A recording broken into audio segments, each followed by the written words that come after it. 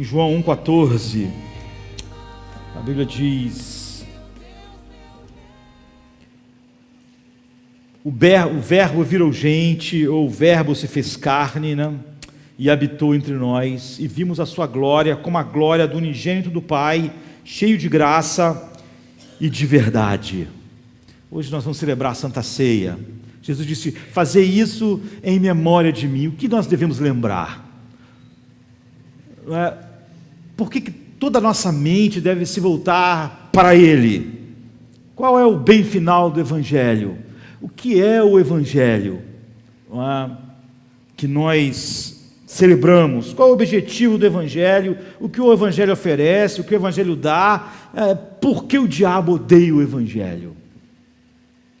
E hoje em dia há um contorcionismo para que a gente faça do Evangelho aquilo que ele não é.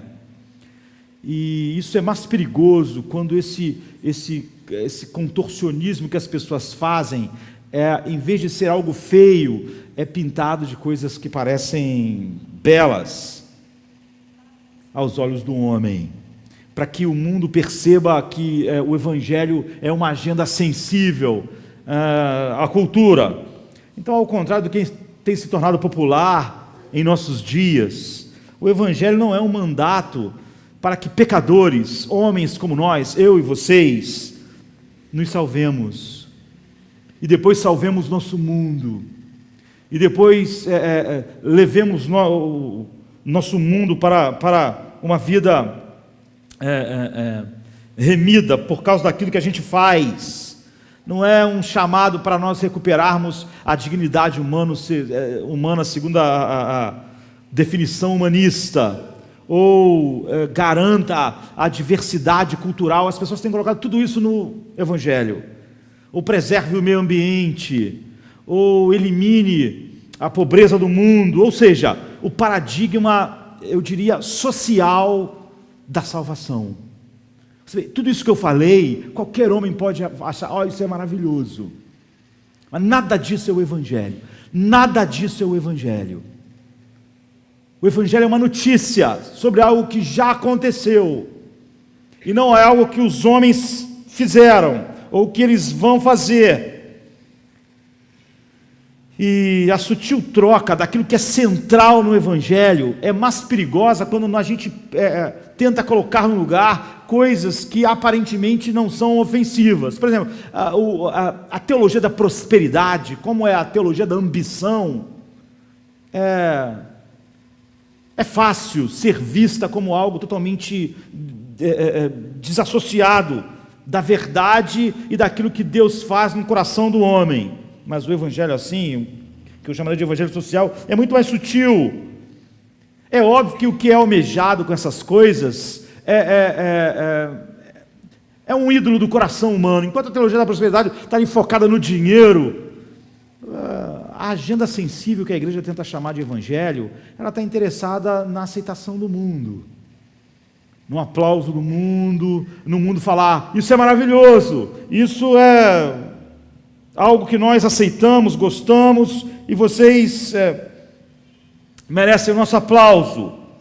Então, esse desvio ele é muito mais perigoso, porque a verdade essencial do Evangelho, o que o Evangelho é deixado de lado, e Jesus e o reino de Deus só é falado perifericamente no que ele toca no contorcionismo teológico, para que a agenda que o mundo inteiro aprova se torne o Evangelho. Então, o grande perigo dos nossos dias, eu diria, não está nas heresias óbvias, sabe, como a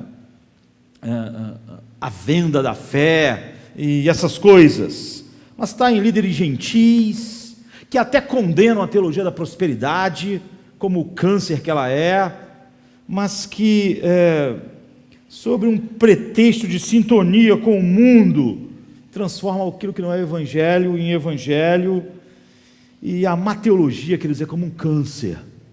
Ela é mais perigosa quando ela é silenciosa. Sabe? Quando você tem um câncer evidente na mão, que aparece logo, ele igual a teologia da prosperidade, ela é menos perigoso, porque você pode combater logo, mas o câncer que se esconde, se estabelece, e que quando aparece, já minou toda a verdade, né? toda a saúde do corpo, é a maior tragédia. Eu acho que essa é a tragédia que a gente vive. Então o Evangelho é uma notícia. Quando as pessoas transformam toda essa agenda em Evangelho, isso sepulta a verdade do Evangelho.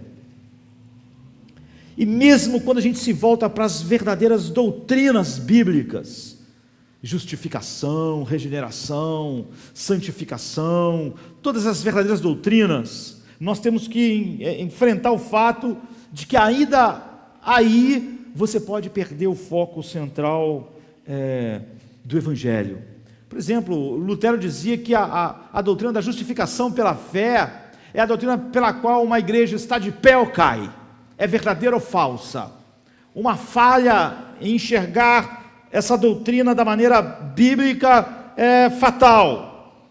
Então, que somente pela graça, mediante a fé concedida por Deus, tendo como base unicamente a justiça, o sangue, os méritos de Cristo, tão somente para a glória de Deus, conforme mostra somente as Escrituras. Lutero diz, essa doutrina é o âmago do Evangelho, é o centro do Evangelho. Como eu disse, o Evangelho não é essa agenda, o Evangelho é uma notícia sobre algo que alguém fez. Quando Paulo disse que ele se determinou em pregar Cristo e este crucificado, é porque Cristo crucificado é um escândalo. Cristo como exemplo não é um escândalo. Se você colocar Cristo como um mestre, então ele fica igual Confúcio, ele fica igual os grandes mestres morais, e todo mundo vai achar, isso é maravilhoso, isso é bom para o homem, é bom para a sociedade. Mas quando é Cristo crucificado, mostra que não havia nada que podia ser dito aos homens para eles mesmos proverem para eles mesmos salvação, ou para a sua sociedade, ou para o seu mundo. Eles mereciam a ira de Deus, e ele veio para ser o cordeiro que foi morto. Então, como 1 Pedro 3,18 diz, Cristo veio e morreu uma vez pelos pecados. Isso é o Evangelho, o justo pelos injustos, para nos levar a Deus. Então, quando você fala que a doutrina da justificação é o âmago do Evangelho, o centro do Evangelho, ainda aí você tem que fazer perguntas, porque ainda aí você pode perder realmente o que é fundamental. O que nós queremos dizer, quando Lutero disse isso, é que a justificação atinge diretamente o principal problema entre o homem e Deus. Deus é justo e santo, e o homem injusto e pecador. Então, entre eles há um abismo, e há aquilo que Paulo diz em Romanos 1,17, do céu se manifesta a ira de Deus sobre toda a impiedade e injustiça dos homens. E se torna a doutrina da justificação, então, a fonte sustentadora de todo o Evangelho.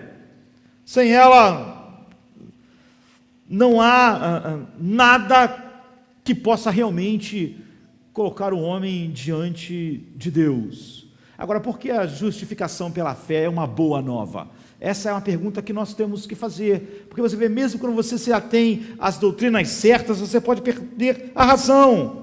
Por que é bom eu ser justificado pela fé? Por que é bom você ser justificado pela fé? O que torna isso a boa notícia do Evangelho, o Evangelho? O que torna essa notícia disso feito em Cristo uma boa notícia para nós? Essa pergunta não é feita muitas vezes, sequer essas doutrinas são colocadas como o centro. Como eu disse, as pessoas encheram um monte de coisas que não é Evangelho e falaram que aquilo é o Evangelho. E elas pregam sobre aquilo e falam sobre Jesus no meio. E muitas pessoas, em meio àquele monte de coisas, não têm a menor ideia mais do que seja o Evangelho. E como as líderes gentis criticam coisas feias, as pessoas não têm mais nenhum discernimento sobre o que é a verdade e o que não é. Elas não sabem, então, o que o Evangelho dá, porque ele é uma boa nova, porque o diabo odeia o Evangelho, e porque ser perdoado dos nossos pecados é algo bom, porque é uma boa notícia, Porque ser totalmente justificado pela justiça de outro, pelos méritos de outro, ser feito digno, ser reputado como justo diante de Deus, e não estar mais debaixo da condenação de Deus. Por que isso é uma boa nova? Parece que não é oportuna a pergunta, porque a gente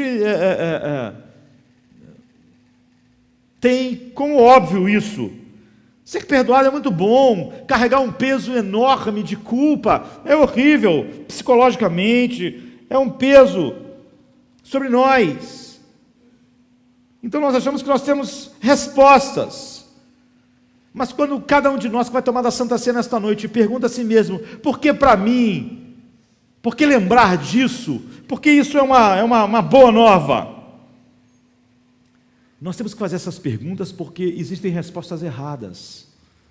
Você vê que aqui a gente está num lugar ainda mais sutil. Aquelas pessoas que transformam aquele monte da agenda do mundo, uma agenda, entre aspas, sensível em evangelho, para que o mundo não enxergue mais o escândalo.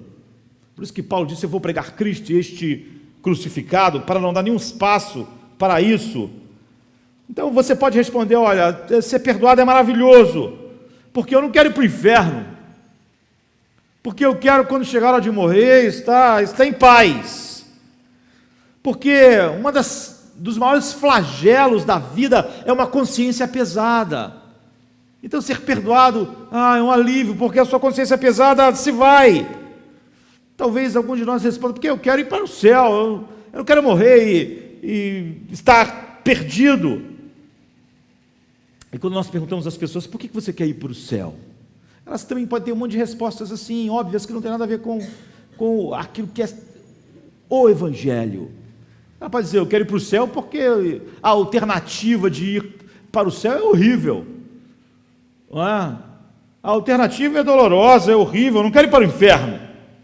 Muitas pessoas vão responder assim, eu quero ir para o céu porque meu pai está lá, hoje é Jesus Pai, né? Porque meu pai está lá, minha esposa está lá, eu quero rever as pessoas, vai ser maravilhoso quando eu as rever, não é? Tem até gente que inventou uma doutrina de que a gente vai esquecer, você vai ter uma amnésia eterna assim. A gente vai esquecer as pessoas, porque se a gente lembrar que alguém que a gente conheceu está perdido, a gente não ia ser pleno no céu. É porque para essas pessoas o céu era só isso mesmo. Ou seja, os anjos tiveram que ter uma amnésia, porque se eles lembrarem dos anjos que caíram, eles não podem se alegrar em Deus. Enquanto Davi disse que mesmo na terra, tu és o único bem que eu possuo, e só as relações que se ligam a ti são o meu prazer, essas pessoas, mesmo no céu, elas estão levando a sua impiedade, assim, para o céu. Então as pessoas pensam, vai ser maravilhoso, vou encontrar meu pai, vou encontrar minha esposa, e eu quero ver um novo céu e uma nova terra, porque não vai ter mais morte, não vai ter mais aflição, não vai ter mais conflitos sociais, não vai ter essas divisões. E o que está errado nisso é que essas coisas que eu disse não são mentiras. Todas elas fazem parte, de maneira periférica, daquilo que a eternidade tem para nós. É verdade que é maravilhoso ter a consciência agora livre, o alívio da consciência culpada de uma culpa infinita, de pecados infinitos cometidos contra um Deus totalmente santo. É verdade que nós vamos ser reunidos de novo como igreja, novamente, nós vamos estar com os nossos irmãos, isso vai ser maravilhoso. E se irmãos de sangue, parentes de sangue, fazem parte da igreja de Cristo, ou vierem a ser chamados, será maravilhoso estar juntos para sempre. Mas o que está errado em tudo isso é que Deus não faz parte dessas respostas, que Deus é totalmente periférico aqui, porque as pessoas não compreenderam então o que é o Evangelho, porque o que Ele nos dá, porque o diabo odeia, nenhuma razão. Olha, você já percebeu como as razões bíblicas, não só para isso que eu estou falando, mas para tudo, são totalmente centradas em Deus. Paulo sempre fala, por exemplo, o Novo Testamento inteiro, sobre não ter relações sexuais ilícitas, não adultere, não se relacione com a prostituta, homem, mulher, enfim, sempre fala isso. Mas você já viu as bases? Hoje as pessoas diriam, por quê? Porque isso destrói a vida, isso destrói os relacionamentos, isso acaba com a família, isso faz as crianças sofrerem, as crianças sofrem, isso destrói o tecido da sociedade, isso vai acabar com a sua vida, você vai ser infeliz, você vai perder a sua esposa, você vai perder seu esposo. Tudo isso é verdade, mas a Bíblia nunca fala isso.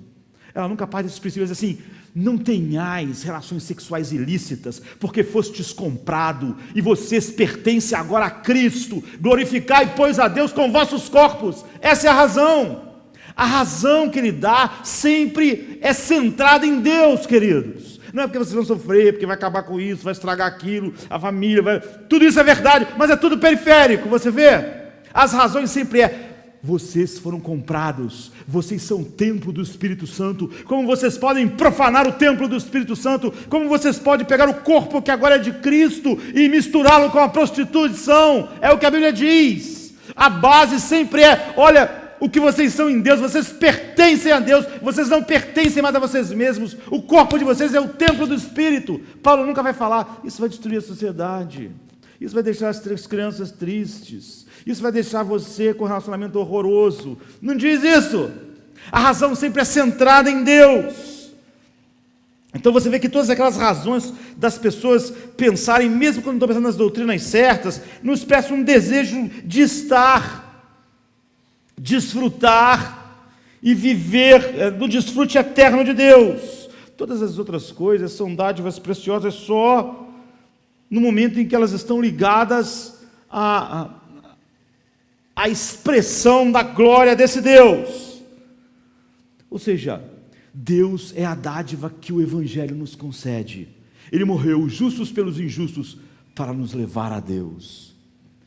Tudo o resto é totalmente periférico. É por isso que muitas pessoas do mundo hoje, elas falam, olha, por que não faz um ecumenismo assim? Qual a diferença entre as religiões? Não está todo mundo querendo o bem da sociedade? Não é o bem, esse não é o centro? Então, pega tudo, e realmente pelo que muitos cristãos dizem, esse é o centro mesmo. Se nós pregássemos o Evangelho adequadamente, as pessoas ou iam ficar ofendidas, ou iam ser regeneradas. Elas nunca iam achar que é isso que o Evangelho prega. Mas o que as pessoas entendem realmente é que o Evangelho é o mesmo que o Buda queria, é o mesmo que Confúcio queria, é o mesmo que os filósofos queriam, é o mesmo que todas as religiões querem, que todo mundo vive em paz, que tudo seja bom, que todo mundo vive tranquilo, que a sociedade seja boa, porque não há Evangelho mais, porque foi perdido. Então Deus é o dom precioso do Evangelho. É óbvio que isso não faz parte da agenda do mundo, mas isso é o Evangelho. É óbvio que o mundo quer uma sociedade que não tivesse nenhuma dos seus males, mas é uma contradição. Todos os males da nossa sociedade são fruto do pecado. Quanto mais o homem abraça o pecado, como ele poderia colher outra coisa? Então, mesmo as coisas mais espirituais não são um fim em si mesmo. Por exemplo, a justificação pela fé não é um fim em si mesmo. O perdão de pecados é maravilhoso, mas não é um fim em si mesmo. Nós estamos celebrando a Santa Ceia.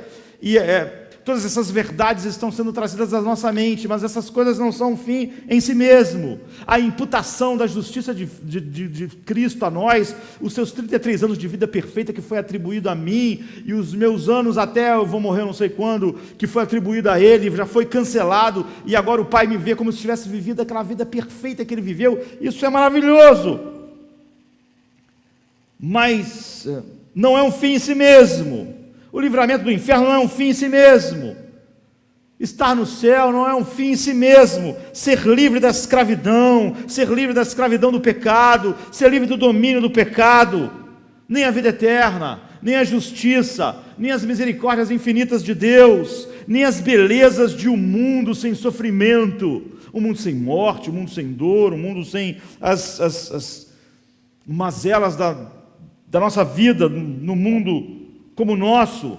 Todas essas coisas podem ser faces pequenas desse diamante, mas não é o bem que o Evangelho realmente traz. Ele tem um alvo: ver, experimentar e desfrutar Deus para sempre, o justo pelos injustos, para nos levar a Deus.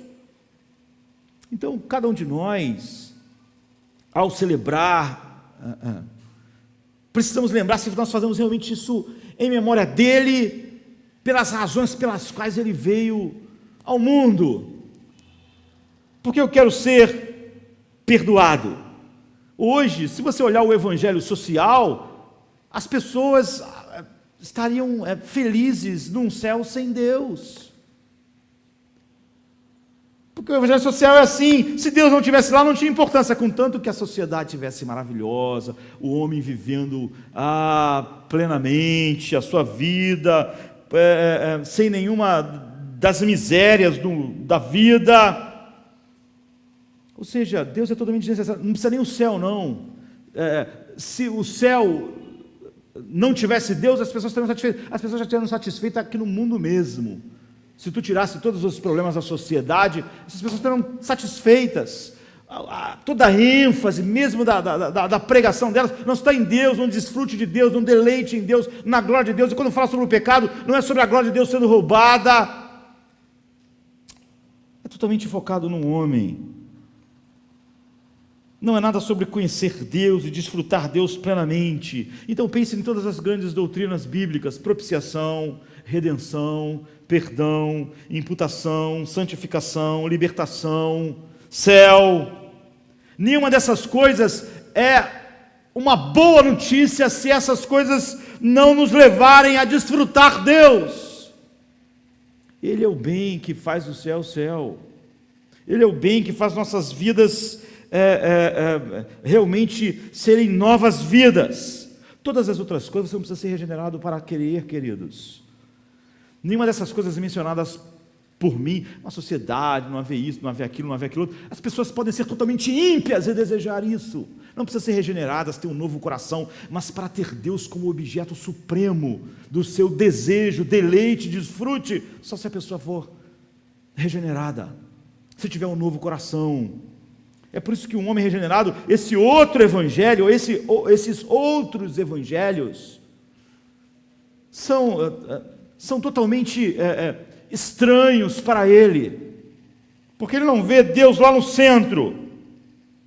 Então Cristo não morreu para que pecadores valorizassem supremamente aquilo que eles já valorizavam em sua morte espiritual. Ele morreu para que nós valorizássemos Deus como Ele valoriza, por toda a eternidade. Pai, para que eles vejam a glória que eu tinha contigo antes que o mundo existisse, para que eles me amem como tu me amaste antes da fundação do mundo. É para isso, essa é a razão.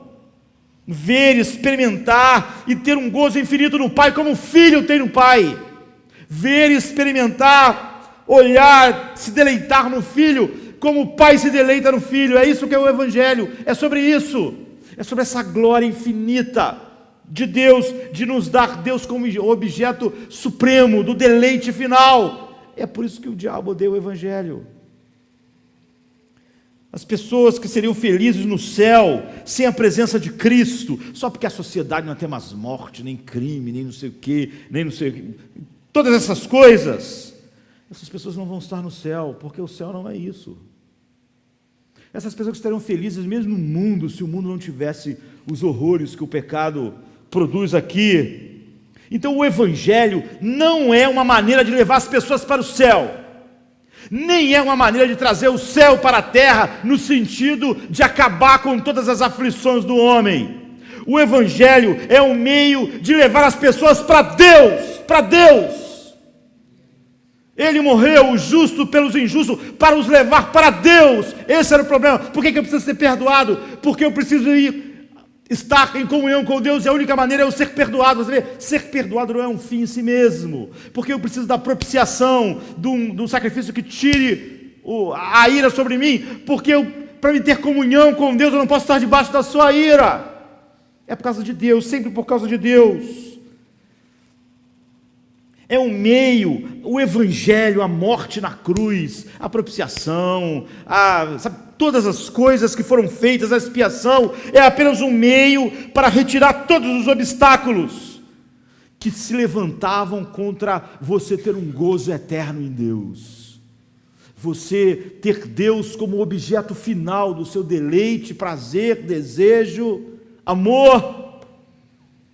Essa agenda vai ser sensível para o mundo. O mundo odeia Deus. Se nós não queremos Deus acima de todas as coisas, nós não fomos convertidos ao Evangelho. E todo esse papo sobre a fraternidade humana, a sociedade, isso todas as religiões têm, todas. O homem sempre quis um mundo maravilhoso sem Deus. O homem sempre quis achar um próprio meio de fazer o seu próprio céu, ou retornar ao paraíso por ele mesmo, mas não há caminho de volta. Ninguém precisa ser regenerado para amar grande parte daquilo que é pregado como evangelho hoje. Nem o horror do evangelho da prosperidade, nem o horror do evangelho social, é óbvio. Todas essas coisas são centradas totalmente em algo que não é Deus. Então, o que torna o evangelho algo que é o sumo bonum, supremamente bom? Qual é o bem final do evangelho? Qual é o objetivo do evangelho? Qual é o bem supremo? Em Isaías 40, verso 9, fala a respeito disso. Você vê, antes, o profeta lá, séculos antes, podia ter essa visão maravilhosa que Pedro deixa tão claro na sua primeira carta. Diz assim: tu, ó Sião, que anuncias boas novas. Na Septuaginta, que é o Velho Testamento em grego, a palavra é evangelion, sabe? Tu, ó Sião, que anuncias boas novas, o evangelho. Sobe ao monte alto, tu que anuncias boas novas, de novo o evangelho. A Jerusalém, erga a tua voz fortemente, levanta, não temas, e dize às cidades de Judá: eis aí o vosso Deus. O que o evangelho diz, queridos? Eis aí o vosso Deus. É a isso que o evangelho leva o homem. E é isso que é a boa notícia. Esse é o grande anseio do evangelho, mostrar a glória de Deus. Mostre a tua glória. Mostre-nos a tua glória. Ou seja, o evangelho, todas as doutrinas são maravilhosas porque elas tiram os obstáculos para homens como nós poder contemplar a glória de Deus, homens que foram destituídos dessa glória. Então a morte de Cristo e sua ressurreição oferece para nós do evangelho isso que Isaías está dizendo: eis aí o vosso Deus. Ou como Pedro diz, para nos levar a Deus, porque esse é o anseio de corações que foram realmente transformados. Não é aquela agenda sensível que o mundo inteiro pode gostar. Moisés disse assim, ele rogou a Deus esse dom, quando ele estava peregrinando para a terra prometida, em Êxodo 33, 18, ele diz: rogo-te que me mostres a tua glória. Esse é o anseio. É isso que o evangelho veio trazer, veio nos mostrar esta glória, da única maneira que nós não fôssemos consumidos.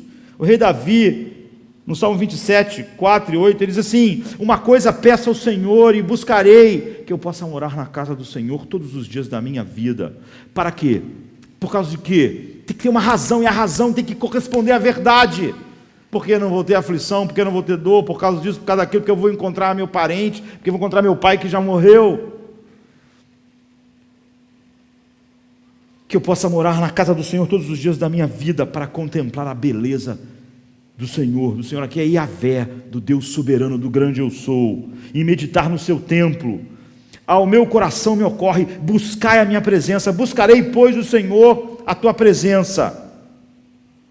Essas recordações é que sustentavam o coração de Davi nos dias mais escuros da sua vida. No Salmo 63, 1 e 2, ele diz: ó Deus, tu és o meu Deus forte, eu te busco ansiosamente, a minha alma tem sede de ti, meu corpo te almeja, como terra árida, exausta, sem água, assim eu te contemplo no santuário, para ver a tua força e a tua glória. Você vê, queridos, coisas que as pessoas chamam de evangelho, que é totalmente destituída da verdade do evangelho, e as que são diluídas com coisas que naturalmente você acha bom, são as mais perigosas. Tudo é o mesmo assunto que está em todos os partidos políticos, em todas as ONGs, só que com pitadas de Jesus aqui e ali, como um grande mestre que vai conduzir as pessoas a esse mundo maravilhoso. Não há nada do evangelho.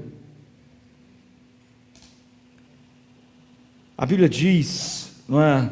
Nós sabemos que é impossível ver Deus por duas razões. Primeiro, porque nós não somos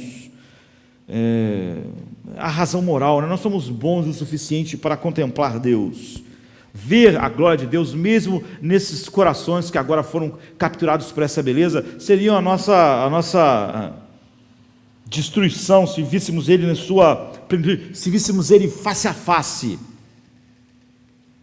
víssemos Ele como Ele é. É por isso que a Bíblia diz no capítulo 33 de Êxodo, versículo 20, você vai me ver pelas costas, não vai ver a minha face. Face é o contato direto, né? É ver alguém como alguém é de fato.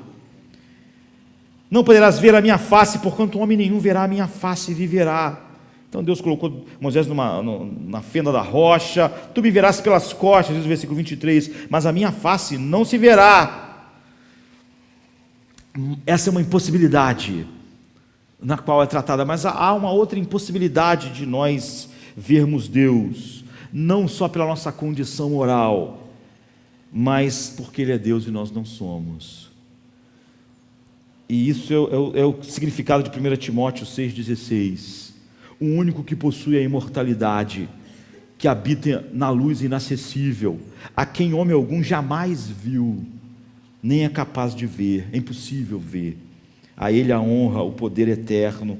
Amém. Ou seja, seres criados não podem contemplar o Criador como Ele é. Não só por causa da queda, nunca, jamais. Não é? Portanto, a contemplação de Deus no Velho Testamento era totalmente imediata. Havia algo entre Deus e o homem. Havia lá a rocha, ver Deus pelas costas, mostra que o homem não pode contemplar Deus como Ele é de fato. Ou então Deus se revelou em suas obras, não é? Como diz o Salmo 77, de 11 a 13. Ou então Deus se manifestou em teofanias, em formas visionárias, mas que é só uma manifestação visível do Deus invisível, não é o Deus invisível, como está em Ezequiel 1:28, por exemplo, ou na natureza, no Salmo 19, o céu manifesta a glória de Deus,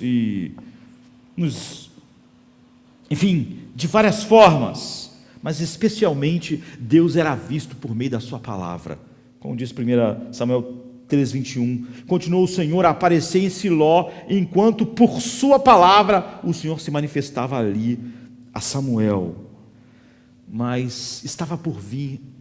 E essa era a promessa do Evangelho, o dia em que a glória do Senhor seria revelada e vista pelos homens de uma maneira diferente.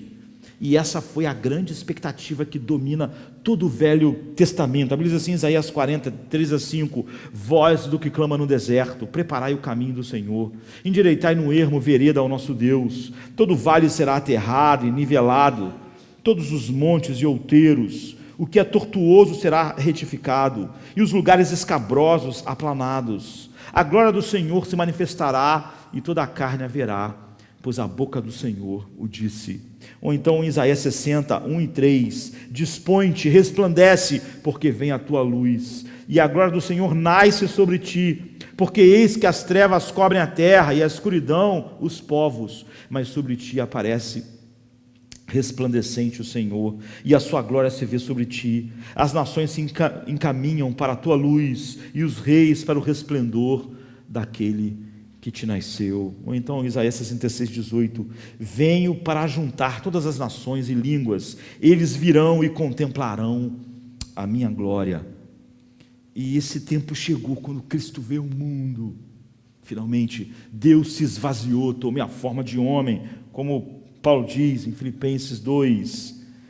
Então Ele era a verdadeira palavra de Deus, o Deus verdadeiro, a manifestação perfeita de Deus, de tal maneira que João se expressa como nós falamos no início do culto, na hora que começamos a meditar em João 1 e depois 14, no princípio era o Verbo, e o Verbo estava com Deus, e o Verbo era Deus, e o Verbo se fez carne, lá no 14, o Verbo virou gente e habitou entre nós, cheio de graça e de verdade, e vimos a sua glória como a glória do unigênito do Pai. Evidentemente, mesmo naqueles dias, muitas pessoas não viram a glória de Cristo, não viram isso que João está dizendo. As pessoas viram um glutão e um beberrão, como está em Mateus 11, 19. Outras pessoas viram o Beuzebu, o príncipe dos demônios, como está em Mateus 10, 25, 12, 24. Outros viram um impostor, como está em Mateus 27, 63. E Jesus diz assim em Mateus 13, 13, vendo não veem, e ouvindo não ouvem. Ou seja, é óbvio que todo mundo podia ver como um mestre moral poderia melhorar a sociedade, mas não podiam vê-lo por aquilo que ele é, o Deus eterno, que veio nos reconciliar e nos levar a Deus, declarando, é óbvio, com a sua vinda, só o fato de Deus vir ao mundo é totalmente ofensivo, porque diz que nós estamos totalmente perdidos, e não há nenhuma esperança para nós. Se houvesse alguma esperança em nós, Deus enviaria para nós uma mensagem, um mensageiro, mas ele teve que vir. Então, a glória de Jesus manifestada naqueles dias é um conjunto extraordinário de perfeições espirituais, que parecem muitas das vezes não caber na mesma pessoa, de tão incríveis que é. O Jonathan Edwards, pregando a respeito disso, ele falando sobre Jesus como o leão e o cordeiro, ele fala exatamente sobre isso, sobre essas características únicas, essa glória de Cristo que parecem contraditórias e que habitam na mesma pessoa de maneira maravilhosa. É a glória de Deus se manifestando. Ele diz assim, Jonathan Edwards, no seu sermão, admiramos a Cristo por sua glória, porém admiramos muito mais por sua glória estar cheia de humildade. Glória e humildade parecem coisas contraditórias. No mundo, quem tem muita glória, admiramos a Cristo por sua transcendência, mas admiramos muito mais porque sua transcendência está acompanhada da sua condescendência. Ele se esvaziou e desceu, ele não teve por usurpação ser igual a Deus. Admiramos a Cristo por sua justiça inflexível, ele é justo, ele tem que punir, ele pisa o lagar da ira de Deus, é o que a Bíblia diz. Mas admiramos muito mais porque sua justiça é temperada com misericórdia, ou seja, ele mesmo foi um sacrifício para aqueles que o Pai deu a ele. Admiramos a Cristo por sua majestade, porém o admiramos muito mais porque é uma majestade vestida de humildade. Jesus é a única pessoa que pôde escolher onde nascer no mundo, e ele escolheu nascer num estábulo. É a única pessoa que pôde escolher onde nascer. Escolheu nascer onde nenhum de nós imaginaríamos alguém escolher nascer. Nós admiramos a Cristo por sua igualdade com Deus. Ele é Deus, todavia o admiramos muito mais porque mesmo sendo igual a Deus, ele tem uma profunda reverência por Deus. Você não vai ver na Bíblia ninguém mais reverente ao Pai. Hoje você vê muitas pessoas que se dizem cristãs totalmente irreverentes para com Deus. Elas declaram, determinam, falam, elas conversam com Deus enquanto fazem barba, elas dizem que, sabe? Você vai ver sempre Jesus cheio de reverência, se prostrar. Pai Santo, é chegada a hora, glorifica o teu nome, glorifica o teu filho, para que o teu filho glorifique a ti. Passe de mim esse cálice, mas faça a tua vontade, glorifica o teu nome. É isso que está dizendo, admiramos a Cristo por sua igualdade com Deus, todavia admiramos muito mais, porque mesmo sendo igual a Deus, ele tem uma profunda reverência para com Deus, para com o Pai. Admiramos a Cristo porque ele era a única pessoa digna de todo bem que andou no mundo, mas admiramos muito mais porque isto era acompanhado por uma estupenda paciência de sofrer o mal. Nenhum de nós nós merecemos todo o mal e nenhum bem, mas não temos nenhuma paciência com nenhum mal, nenhuma aflição. Ele está dizendo o seguinte, nós admiramos a Cristo porque ele é a única pessoa que merece todo o bem, mas ele tinha uma estupenda paciência para sofrer todo o mal. Como uma ovelha muda, ele foi levado ao matadouro. Você vê a glória, a beleza infinita. Ele diz, admiramos a Cristo por seu domínio soberano sobre o mundo. Ele criou o mundo, Ele tem um domínio soberano, contudo, o admiramos muito mais, porque este domínio está vestido de um espírito de obediência e submissão. As pessoas ficam preocupadas, a igreja hoje tem muita dificuldade com a soberania de Deus, assim, se Deus é soberano sobre todas as coisas, a pessoa quase está dizendo, como é que minha vontade pode ser feita? Se Deus faz sempre a vontade dele, para que eu vou orar? Porque então, que graça tem se eu não vou poder mudar a vontade dele? Isso é uma coisa diabólica, para ser dito por qualquer pessoa, que dirá para alguém que diz que conhece Deus. No entanto, ele diz, admiramos a Cristo pelo seu domínio soberano, ele é soberano sobre tudo, mas o admiramos muito mais, porque esse domínio está vestido de espírito de obediência e submissão. Ele submeteu ao Pai, ele falou, minha comida é fazer a vontade do meu Pai. Ele negou, ele se esvaziou, ele foi obediente até a morte. Admiramos a Cristo porque com sua sabedoria deixou perplexo os orgulhosos escribas, porém o amamos muito mais, porque ele se mostrou simples o bastante para gostar das crianças e gastar seu tempo com elas. São essas coisas admiráveis, maravilhosas. Admiramos a Cristo porque ele usou o seu poder para acalmar a tempestade. Mas nós o admiramos muito mais porque ele se recusou a usar tal poder para ferir os samaritanos. Ele jamais usou o seu poder para ter uma vida sem dificuldades. Jesus jamais fez um milagre para ter uma vida mais tranquila, sabe? Ele jamais, por algum momento, usou qualquer poder para não sofrer aquilo que todos os outros seres humanos à sua volta estavam vivendo, experimentando. É capaz de nós, se pudéssemos, se tivéssemos o poder, toda hora mudássemos o clima, mudássemos as coisas, porque nós acharemos que todo o poder é feito e existe só para nós termos um conforto. Nós podíamos continuar essa beleza e excelência de Cristo. Não é simples, ela é complexa, você vê, ela é cheia de majestade e cheia de humildade. É assim que a gente vê a glória de Deus. E o Evangelho diz, aí está o vosso Deus. É para esse Deus que o Evangelho aponta. Tudo que nós devemos lembrar hoje, a propiciação, a expiação, não é um fim em si mesmo. O sangue derramado, tudo isso foi para tirar os obstáculos, para que vocês tivessem acesso ao meu Pai, para que vocês contemplassem a glória dele, para que vocês se deleitassem nele como eu me deleito nele, para que vocês se deleitem no Filho como o Pai se deleita no Filho. E é por isso que o Espírito Santo habita em nós. E 2 Coríntios 4, de 4 a 6, Paulo nos mostra explicitamente o que é o Evangelho, o que o Evangelho faz. Não tem nada a ver dessa agenda sensível, que é a mesma agenda do mundo, nos quais o Deus deste século cegou o entendimento dos incrédulos. Parece que ele veio para brilhar a luz do Evangelho da glória de Cristo. Diz assim, nos quais o Deus deste século cegou o entendimento dos incrédulos, para que lhes não resplandeça a luz do Evangelho da glória de Cristo, o qual é a imagem de Deus. Porque não nos pregamos a nós mesmos, mas a Cristo Jesus como Senhor, e a nós mesmos como vossos servos, por amor a Jesus, porque Deus que disse que das trevas resplandecerá a luz, Ele mesmo resplandeceu em nosso coração, para a iluminação do conhecimento da glória de Deus, na face de Cristo. É isso que o Evangelho fez.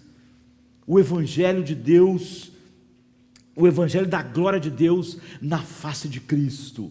É isso que o Evangelho faz, nos leva a isso. Paulo disse que o Evangelho da glória de Cristo, ele emite luz. Agora, para quê? Para que ele emite luz? É a luz do Evangelho da glória de Cristo. E declara que Satanás não quer que a gente veja a luz. Todo o trabalho de Satanás vai nessa direção. Ele não quer que você veja a luz do Evangelho da glória de Cristo. Agora, quando você é liberto para ver a glória de Deus na face de Cristo. Ser salvo é ser liberto dessa cegueira. Não há nenhuma definição que possa se encaixar na agenda sensível do mundo. Compare os versículos 4, mostrando o que o diabo faz e o que Deus faz, como por exemplo o chamado de Paulo, como está em Atos 26, 18. Deus disse que ele enviou Paulo, para quê? Lhe abrirdes os olhos e os converterem das trevas para a luz e das potestades de Satanás para Deus, a fim de que recebam eles remissão do pecado e a herança entre os que são santificados pela fé em mim. Ele está dizendo, esse é o ministério do apóstolo Paulo, é o nosso, para que os olhos espiritualmente cegos fossem abertos. Para quê? Não para algo que o homem, em sua cegueira, em não regenerado, já queira, deseje, ache bom. É para que a luz resplandeça no coração, para que o homem seja liberto da escuridão de Satanás. A escuridão de Satanás não é o que a sociedade é, simplesmente. É o que ele quer impedir que o homem veja. O poder da escuridão de Satanás é destruído, então a fé é criada soberanamente pelo Espírito de Deus, e o perdão de pecados é recebido, e Jesus diz, então começa a santificação. Então em 2 Coríntios 4:7, Paulo descreve ele mesmo como um vaso de barro. Não há nenhuma beleza, a beleza está toda no conteúdo, no Evangelho.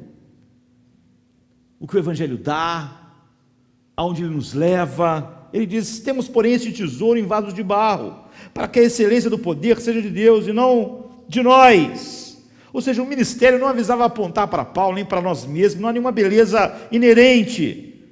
Deus cuidou para que Paulo não tivesse, e deu poucos motivos, não é, para que houvesse qualquer ideia de que Paulo podia se gloriar em si mesmo, e faz o mesmo que nós, conosco. A vida de Paulo era cheia de aflições, de fraquezas, elas eram abundantes, como ele mesmo diz no capítulo 4, de 8 a 18, mas isso não é um obstáculo para o brilho da glória do Evangelho. Você vai ver no versículo 5, diz assim, porque não nos pregamos a nós mesmos, mas a Cristo Jesus como Senhor, e a nós mesmos como escravos, por amor de Cristo. Então o que a Bíblia diz é que foi necessário, o Evangelho, foi necessário um grande fiat de Deus, um haja luz, e que Deus usa agora vasos fracos para levar a excelência do poder do Evangelho, no qual ele faz resplandecer e haver luz para enxergar essas coisas. Então, quando esses vasos de barro, que somos nós, pregam o Evangelho, a verdade do Evangelho, que não é a agenda sensível do mundo, ou então a agenda politicamente correta do mundo,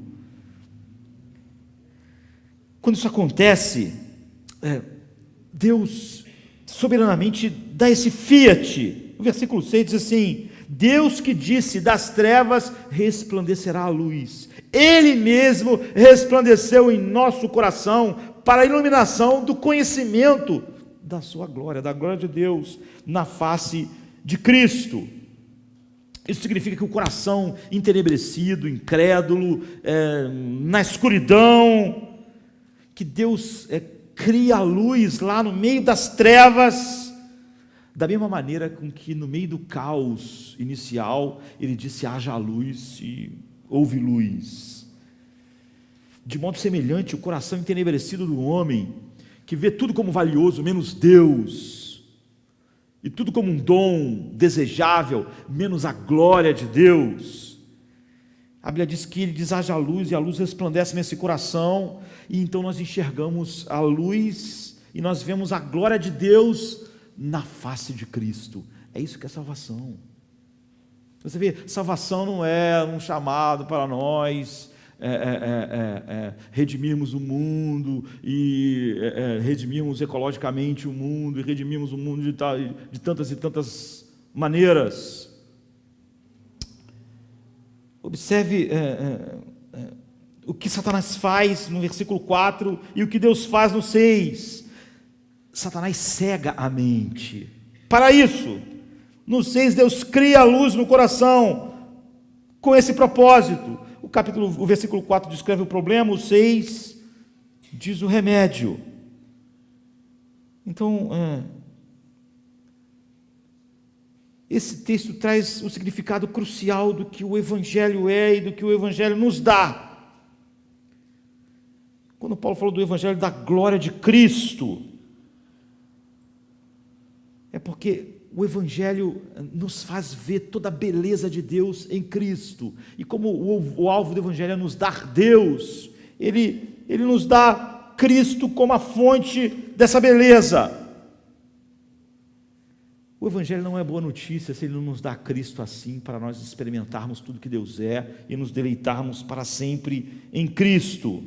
Porque nós fomos criados porque por Ele foi criado todas as coisas, por causa dEle, para Ele. Nós fomos criados por Ele, para Ele. Enquanto nós não somos levados a olhar para Ele como o Pai o vê, nossos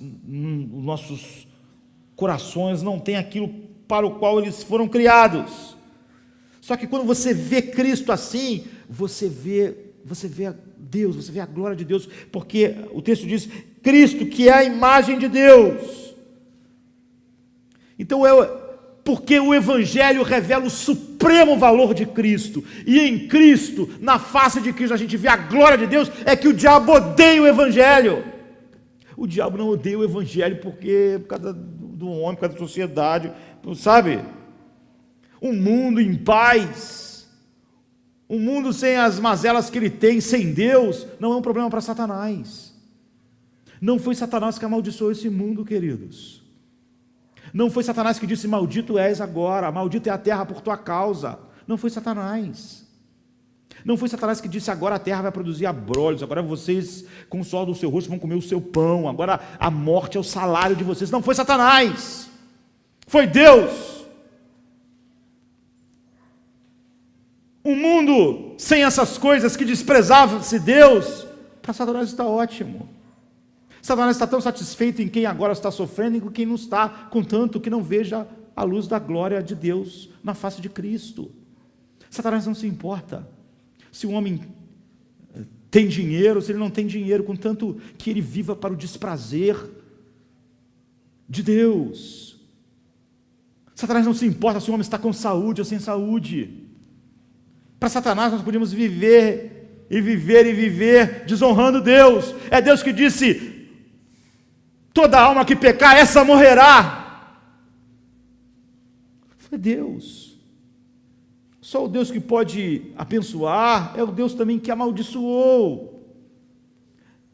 A ideia de uma terra que fosse um céu que desprezasse Deus, um céu entre aspas, sem problemas, é uma ideia totalmente diabólica. O diabo não tem nenhum problema com ela. O diabo cega o homem para quê? Para que ele não veja a glória de Deus na face de Cristo. É por isso que ele cega o homem. É por isso que ele odeia o Evangelho, porque assim que o Evangelho de fato alcança alguém, essa pessoa começa a ver a glória de Deus na face de Cristo, e então ele se deleita em Deus.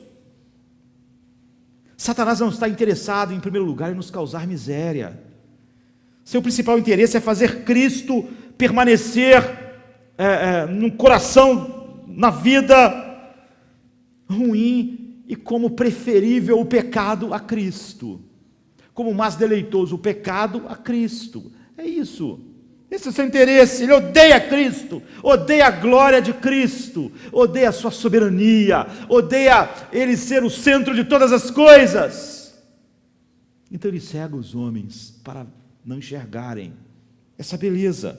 Ele fará tudo o que ele puder para impedir que as pessoas vejam Cristo como totalmente glorioso, totalmente desejável e totalmente satisfatório. E é por isso que a pregação nossa é exatamente sobre isso, é por isso que Paulo prega exatamente sobre isso.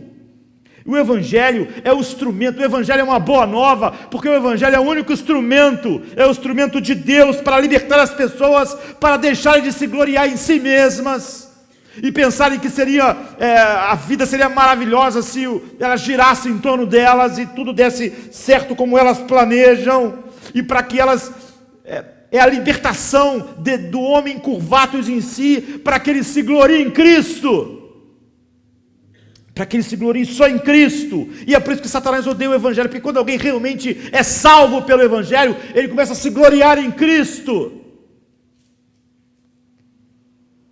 Então as estratégias de Satanás para silenciar o Evangelho são muitas, mas são diferentes, na maior parte das vezes, daquilo que a gente imagina. 2 Coríntios 4 afirma que Satanás cega as pessoas a fim de impedir de ver a luz do Evangelho. Mas é óbvio que esse impedimento não tem nenhum poder, como Deus diz, haja luz, mas é o que Ele quer, esse é o seu interesse. E Ele tem várias maneiras de fazer isso. Ele pode, óbvio, obstruir a pregação do Evangelho, Ele tem feito. tirando, por exemplo, levando de várias formas você a não pregar o Evangelho.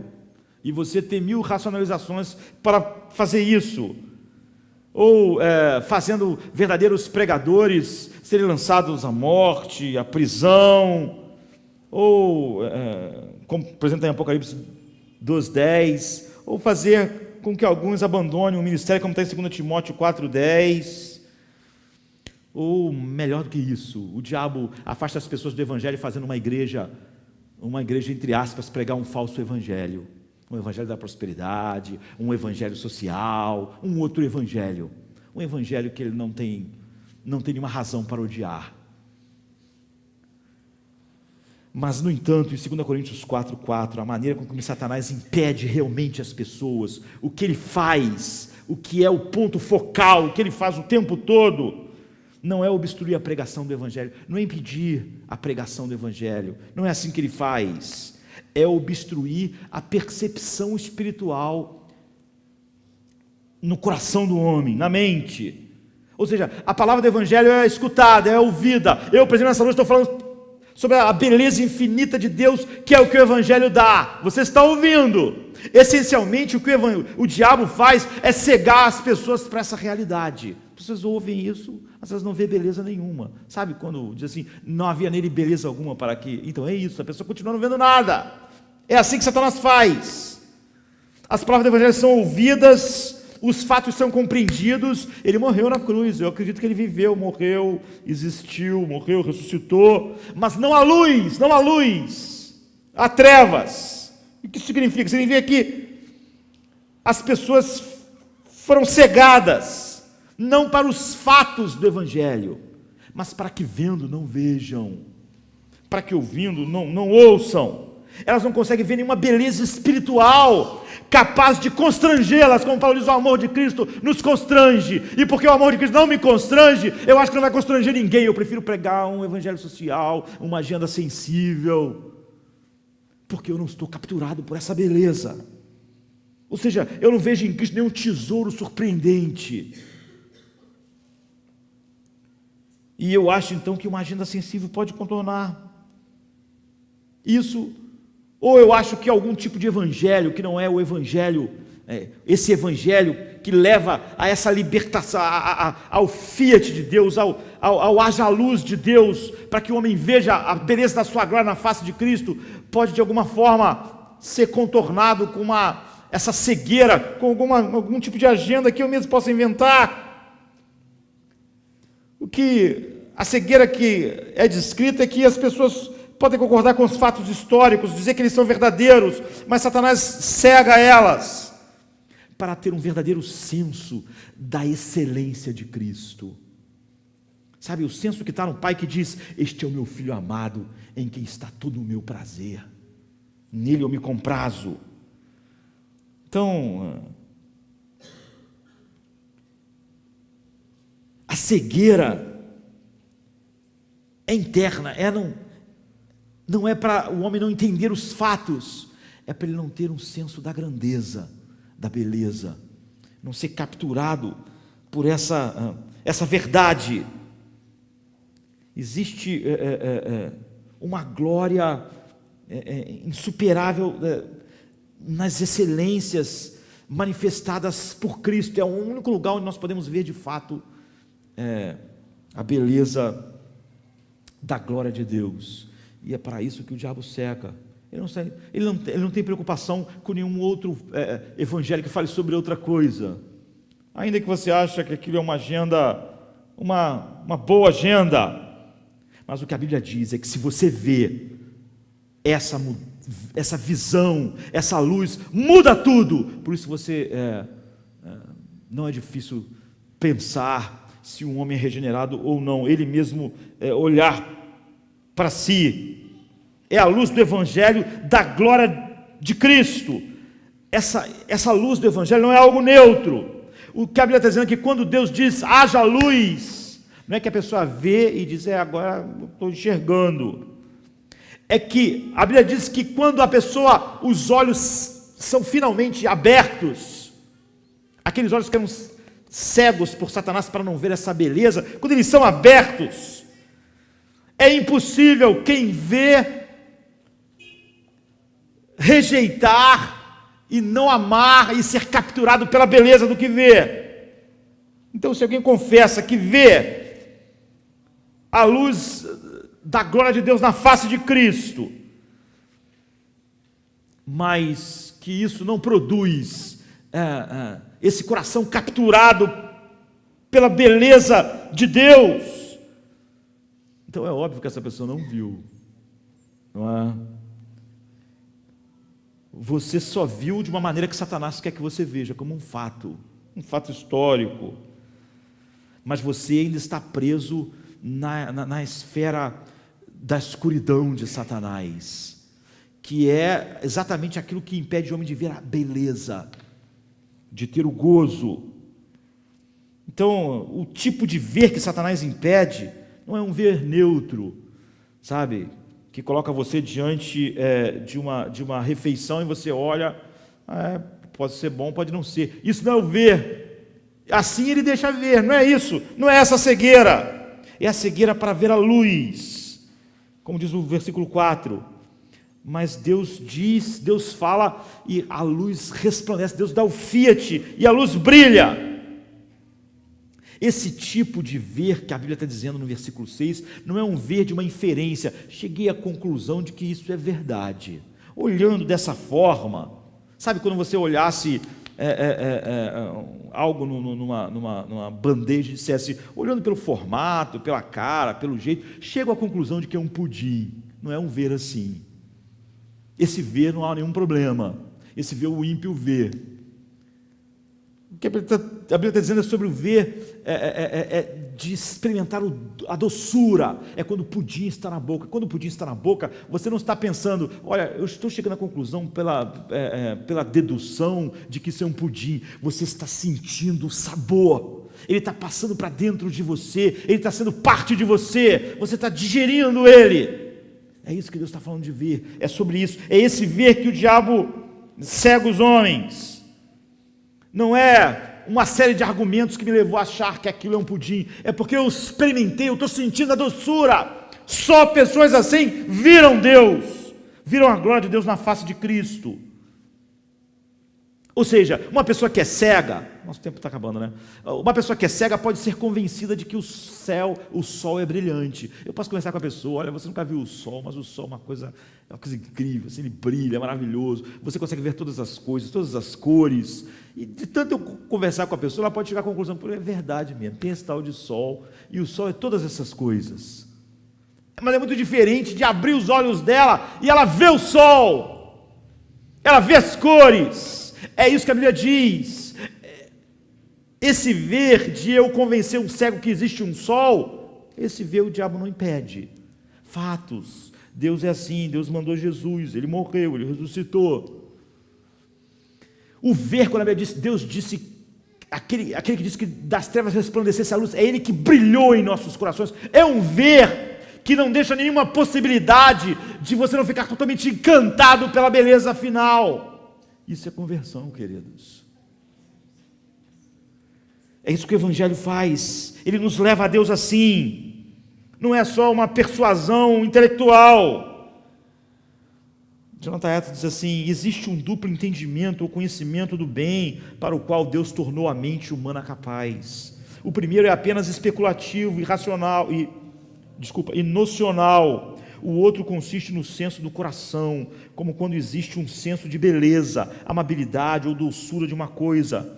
Assim existe uma diferença entre ter uma opinião de que Deus é santo e glorioso e ter um senso da amabilidade e beleza da santidade de Deus. Ou seja, você pode ser convencido, Deus é santo, Deus é maravilhoso, ele está dizendo, e é diferente de você ter um senso disso, como eu falei, de se convencer olhando ou por argumentação de que algo é um pudim e prová-lo. Existe uma diferença, diz Jonathan Edwards, entre ter um julgamento racional de que o mel é doce e ter um senso da sua doçura.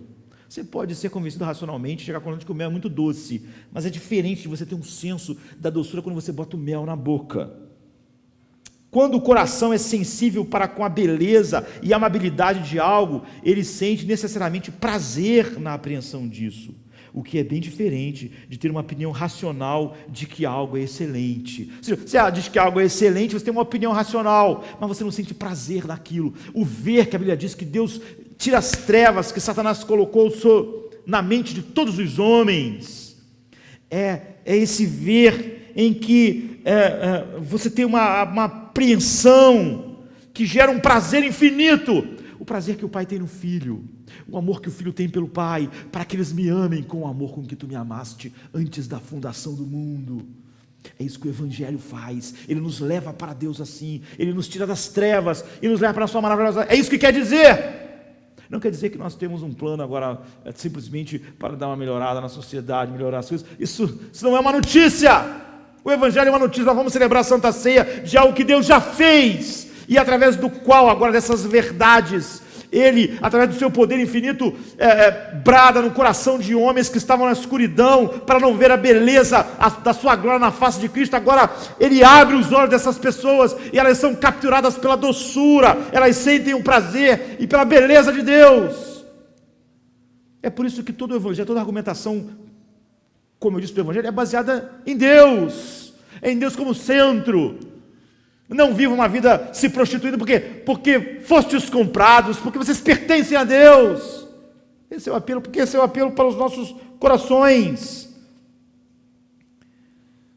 A luz do Evangelho, a iluminação do conhecimento, não é simplesmente que você é convencido, mas você tem a apreensão dessa beleza no coração, da glória de Cristo, que é Deus.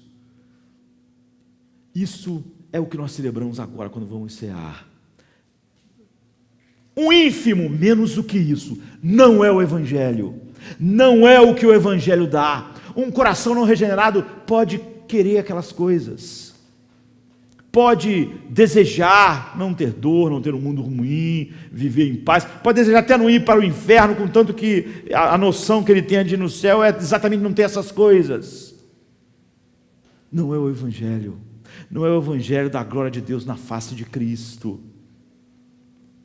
De muitas maneiras, as pessoas estão longe do Evangelho, e as maneiras mais sutis são as mais terríveis, porque você vê Satanás